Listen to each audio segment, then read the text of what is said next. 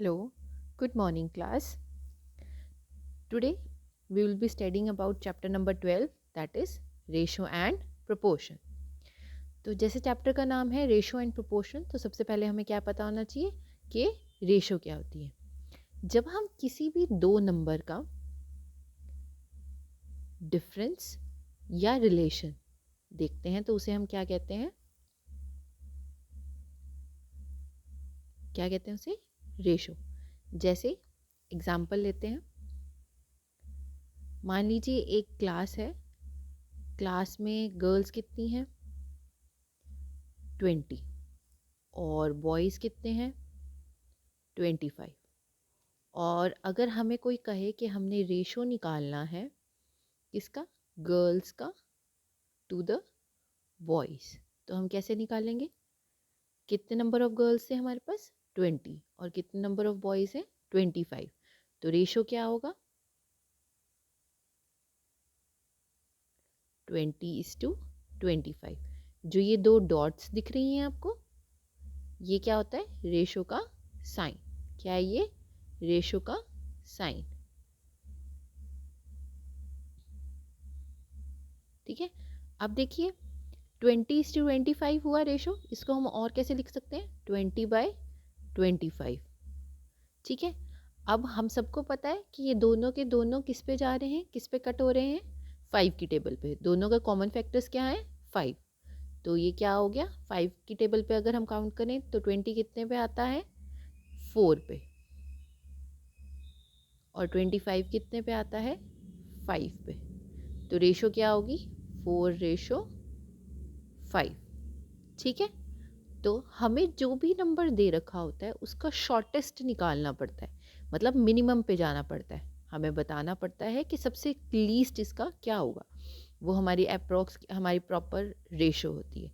जैसे हमारे पास क्या था 20 था और 25 था, तो उसका लास्ट रेशो क्या हुआ हमारे पास 4:5। ठीक है, तो यहाँ पर हमारे पास गर्ल्स की रेशो टू बॉयज़ की रेशो क्या हुई 4:5। ठीक है, अगर मुझे इसी में कहा जाए कि मैंने रेशो निकालनी है गर्ल्स की ratio two the total number of students. ठीक है, अब मेरे पास गर्ल्स के नंबर तो हैं ही, कितने हैं 20 हैं। अब मुझे क्या चाहिए टोटल नंबर ऑफ स्टूडेंट्स। अब टोटल नंबर ऑफ स्टूडेंट्स कैसे आएंगे,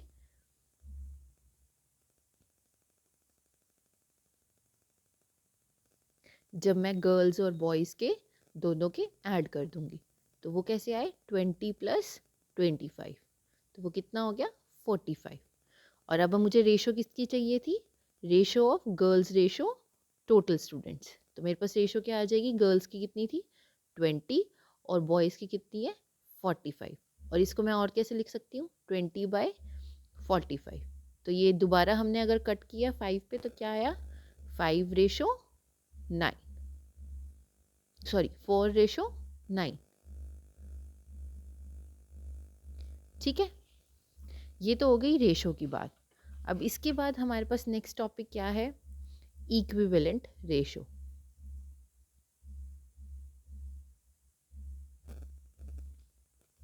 अब इक्विवेलेंट रेशो क्या होता है, जैसे कोई भी दो इक्वल रेशो को क्या कहते हैं हम इक्विवेलेंट रेशो। जैसे कि अब मैं आपको कहूँ कि 2:1 और यहाँ पे भी 2:1 है, दो रेशो ली मैंने, ये दोनों 2:1 है और ये भी 2:1 है, तो ये इक्वल है। हाँ, आप कहोगे ये दोनों इक्वल हैं, तो ये कैसी होगी इक्विवेलेंट होगी। पर अगर मैं आपको कहूँ एक रेशो है 12:4, ठीक है, और दूसरी रेशो है 6:2, ठीक है, अब क्या ये इक्विवेलेंट है, कैसे पता करेंगे? मैंने कहा था ना कि जब हमें चाहिए होता है तो हमें लीस्ट पे जाना पड़ता है। अब 12:4 को मैं कैसे लिख सकती हूँ 12/4। ठीक है, अब ये किसकी टेबल पे कट रहे हैं, दोनों के दोनों 2 की टेबल पे कट रहे हैं, तो कट करते हैं 2 6 12, 2 2 4, ये दोबारा कट रहे हैं 3 और 3, टू की टेबल पे ही कट रहे हैं। 2 3 ज़ा 6 और 2 1 ज़ा 2, तो रेशो क्या बन गई 3:1।